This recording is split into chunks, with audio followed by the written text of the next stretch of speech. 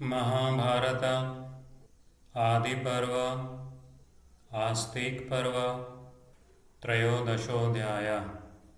जरत्कारों का अपने पितरों के अनुरोध से विवाह के लिए उद्यत होना। शौनक जी ने पूछा, सूत जी, राजाओं में श्रेष्ठ जन्मेजय ने किस लिए सर्पसत्र द्वारा सर्पों का अंत किया, यह प्रसंग मुझसे कहिए। सूत नंदन, इस विषय की सब बातों का यथार्थ रूप से वर्णन कीजिए। जप यज्ञ करने वाले पुरुषों में श्रेष्ठ विप्रवर आस्तिक ने किस लिए सर्पों को प्रज्वलित अग्नि में जलने से बचाया, और वे राजा जन्मेजय जिन्होंने सर्पसत्र का आयोजन किया था किसके पुत्र थे, तथा द्विज वंश शिरोमणि आस्तिक भी किसके पुत्र थे, यह मुझे बताइए। शौनक उवाच, किमर्थम राज शार्दूल स राजा जन्मेजय सर्पसत्रेण सर्पाणां गतोऽन्तं तद् वदस्व मे। निखिलेन यथा तत्त्वं साते सर्वमशेषतः आस्तिकश्च द्विजश्रेष्ठ। किमर्थं जपतां वर मोक्षयामास भुजगान् प्रदीप्ताद् वसुरेतसा। कस्य पुत्रः स राजासीत् सर्पसत्रं य आहरत्, स च द्विजातिप्रवरः कस्य पुत्रो विधत्स्व मे। उग्र श्रवा जी कहते हैं, ब्राह्मण, आस्तिक का उपाख्यान बहुत बड़ा है, वक्ताओं में श्रेष्ठ। यह प्रसंग जैसे कहा जाता है वह सब पूरा पूरा सुनो।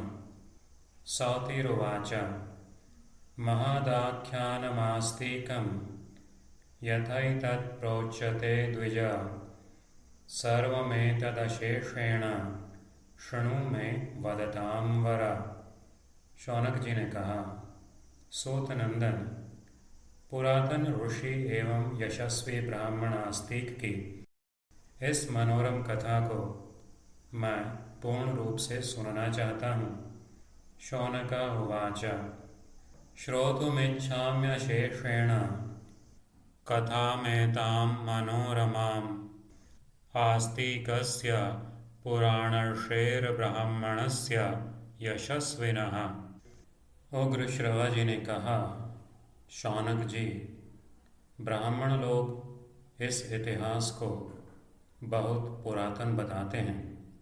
पहले मेरे पिता लोमहर्षण जी ने, जो व्यास जी के मेधावी शिष्य थे, ऋषियों के पूछने पर साक्षात श्री कृष्ण द्वैपायन व्यास के कहे हुए इस इतिहास का नैमिषारण्यवासी ब्राह्मणों के समुदाय में वर्णन किया था।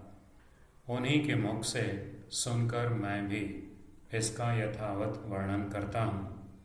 सौतिरुवाच, इतिहासमिमं विप्राः पुराणं परिचक्षते कृष्णद्वैपायन प्रोक्तं नैमिषारण्यवासिषु।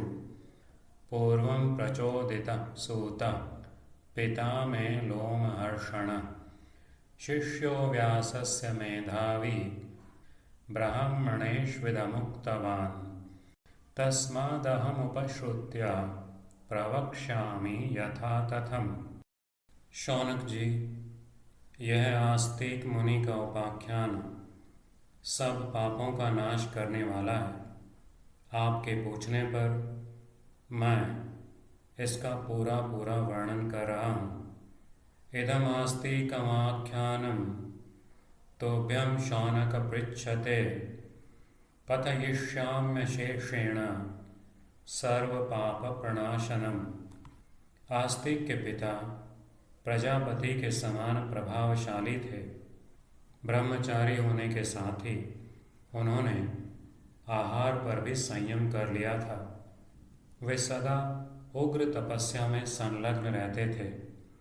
आस्तिकस्य पिता ह्यासीत् प्रजापति समः प्रभुः ब्रह्मचारी यथाहारस्तपस्युग्रे रतः सदा। उनका नाम था जरत्कारु। वे ऊर्ध्वरेता और महान ऋषि थे। यायावरों में उनका सबसे ऊंचा स्थान था। वे धर्म के ज्ञाता थे। एक समय तपोबल से संपन्न उन महाभाग जरत्कारु ने यात्रा प्रारंभ की। वे मुनि वृत्ति से रहते हुए जहाँ सायंकाल होता वहीं डेरा डाल देते थे।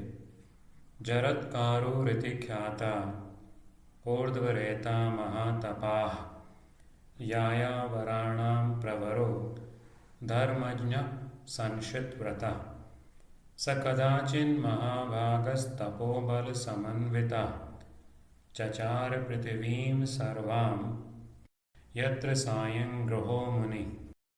वे सब तीर्थ स्थानों में स्नान करते हुए घूमते थे।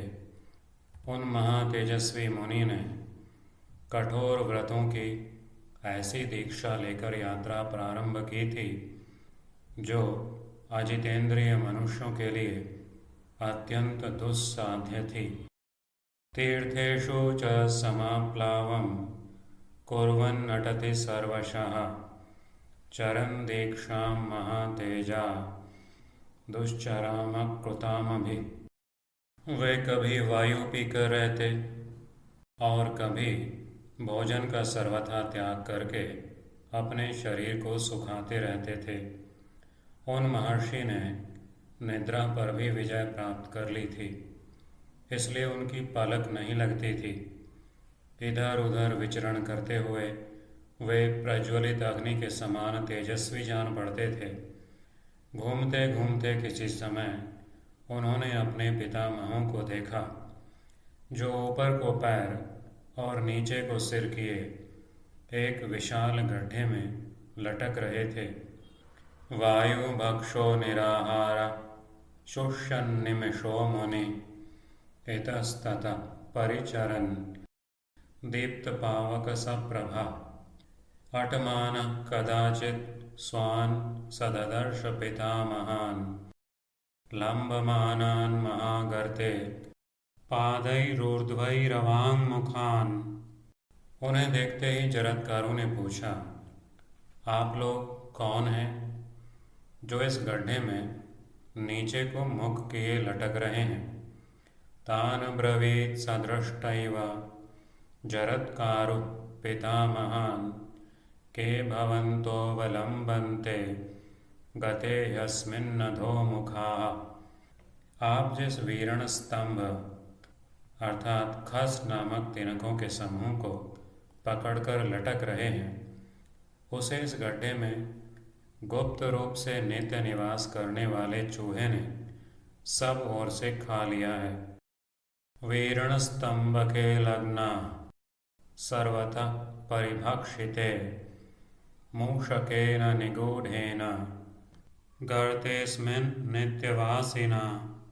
पितर बोले, ब्राह्मण, हम लोग कठोर व्रत का पालन करने वाले यायावर नामक मुनि हैं। अपनी संतान परंपरा का नाश होने से हम नीचे पृथ्वी पर गिरना चाहते हैं। पितर ऊचु यायावरा नाम वयं ऋषयः संशितव्रताः संतान प्रक्षयात् ब्रह्मन्नधो गच्छाम मेदिनीम्। हमारी एक संतति बच गई है जिसका नाम है जरत्कारु। हम भाग्यहीनों की वह अभागी संतान केवल तपस्या में ही संलग्न है। अस्माकं संततिस्त्वेको जरत्कारुरिति स्मृतः मंदभाग्योल्पभाग्यानां तप एव समास्थिता। वह मूढ़ पुत्र उत्पन्न करने के लिए किसी स्त्री से विवाह नहीं करना चाहता है। अतः वंश परंपरा का विनाश होने से हम यहाँ इस गड्ढे में लटक रहे हैं। हमारी रक्षा करने वाला वह वंशधर उपस्थित है तो भी पापकर्मी मनुष्यों की भांति हम अनाथ हो गए हैं। साधु शिरोमणे, तुम कौन हो जो हमारे बंधु बांधवों की भांति हम लोगों की इस दयनीय दशा के लिए शोक कर रहे हो? ब्राह्मण, हम यह जानना चाहते हैं कि तुम कौन हो जो आत्मीय की भांति हमारे समीप खड़े हो। सत्पुरुषों में श्रेष्ठ हम शोचनीय प्राणियों के लिए तुम क्यों शोकमग्न होते हो? न स पुत्रान् जनयितुं दारान् मूढश्चिकीर्षति, तेन लम्बामहे गर्ते सन्तानस्य क्षयादिह। अनाथस्तेन नाथेन यथा दुष्कृतिनस्तथा, कस्त्वं बन्धुरिवास्माकमनुशोचसि सत्तमा। ज्ञातुमिच्छामहे ब्रह्मन् को भवानिह न स्थितः, किमर्थं चैव न शोच्याननुशोचसि सत्तमा। जरत्कारों ने कहा, महात्माओं, आप लोग मेरे ही पितामह और पूर्वज पितृगण हैं। स्वयं मैं ही जरत्कारू हूँ। बताइए, आज आपकी क्या सेवा करूं? जरत्कारुरुवाच, मम पूर्वे भवन्तो वै पितरः सपितामहाः, ब्रूत किं करवाण्यद्य जरत्कारुरहं स्वयं। पितर बोले, तात, प्रभो, तुम अपने लिए, हमारे लिए अथवा धर्म का पालन हो इस उद्देश्य से कुल की संतान परंपरा को बनाए रखने के लिए, संतान की उत्पत्ति के लिए यत्न करो। पितर ऊचुः, यतस्वयत्नवांस्तात संतानाय कुलस्य न, आत्मनोऽर्थे स्मदर्थे च धर्म इत्येव वा विभो। तात, संतान वाले मनुष्य इस लोक में जिस उत्तम गति को प्राप्त होते हैं उसे अन्य लोग धर्मानुकूल फल देने वाले भली भांति संचित किए हुए तप से भी नहीं पाते। न ही धर्म फलैस्तात न तपोभिः सुसंचितैः, तां गतिं प्राप्नुवन्तीह पुत्रिणो यां व्रजन्ति वै। अतः वत्स, तुम हमारी आज्ञा से विवाह करने का प्रयत्न करो और संतानोत्पादन की ओर ध्यान दो। यही हमारे लिए सर्वोत्तम हित की बात होगी। तद्दार ग्रहणे यत्नं संतत्यां च मनः कुरु, पुत्रकास्मन्नियोगात् त्वमेतन्न परमं हितम्। जरत्कारों ने कहा, पितामहगण, मैंने अपने मन में यह निश्चय कर लिया था कि मैं जीवन के सुख भोग के लिए कभी न तो पत्नी का परिग्रह करूँगा और न धन का संग्रह ही, परंतु यदि ऐसा करने से आप लोगों का हित होता है तो उसके लिए अवश्य विवाह कर लूँगा। जरत्कारुरुवाच, न दारान् वै करिष्येऽहं न धनं जीवितार्थतः, भवतां तु हितार्थाय करिष्ये दारसंग्रहम्। किंतु एक निश्चय के साथ मुझे विधि पूर्वक विवाह करना है। यदि उस निश्चय के अनुसार किसी कुमारी कन्या को पाऊंगा तभी उससे विवाह करूंगा, अन्यथा विवाह करूंगा ही नहीं। समयेन च कर्ताहमनेन विधिपूर्वकं, तथा यद्युपलप्स्यामि करिष्ये नान्यथा ह्यहम्। वह निश्चय यह है कि जिस कन्या का नाम मेरे नाम के ही समान हो, जैसे उसके भाई बंधु स्वयं मुझे देने की इच्छा रखते हों, और जो भिक्षा की भांति स्वयं प्राप्त हुई हो, उसी कन्या का मैं शास्त्रीय विधि के अनुसार पाणी ग्रहण करूँगा। सनाम्नी या भवित्री में दिदित्सा चैव बंधुभिः, भैक्षवत्तामहं कन्यामुपयंस्ये विधानतः।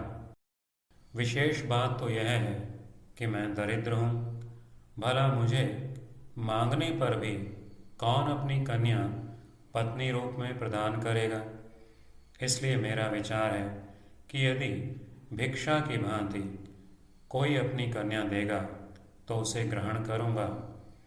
दरिद्राया हि मे भार्यां को दास्यति विशेषतः प्रतिगृहीष्ये भिक्षां तु यदि कश्चित् प्रदास्यति। पितामह, मैं इसी प्रकार इसी विधि से विवाह के लिए सदा प्रयत्न करूँगा, इसके विपरीत कुछ नहीं करूँगा। एवं दार क्रिया हेतु प्रयतिष्ये पितामहः अनेन विधिना शस्वन्न करिष्येऽहमन्यथा। इस प्रकार मिली हुई पत्नी के गर्भ से यदि कोई प्राणी जन्म लेगा तो वह आप लोगों का उद्धार करेगा। अतः आप मेरे पितर अपने सनातन स्थान पर जाकर वहाँ प्रसन्नतापूर्वक रहें। तत्र चोत्पत्स्यते जंतुर्भवतां तारणाय वै शाश्वतं स्थानमासाद्य मोदन्तां पितरो मम। इस प्रकार श्री महाभारत आदि पर्व के अंतर्गत आस्तिक पर्व में जरत्कारु तथा उनके पितरों का संवाद विषयक 13वां अध्याय पूरा हुआ। इति श्री महाभारते आदि पर्वणि आस्तिक पर्वणि जरत्कारु तत्पितृसंवादे 13ोऽध्यायः।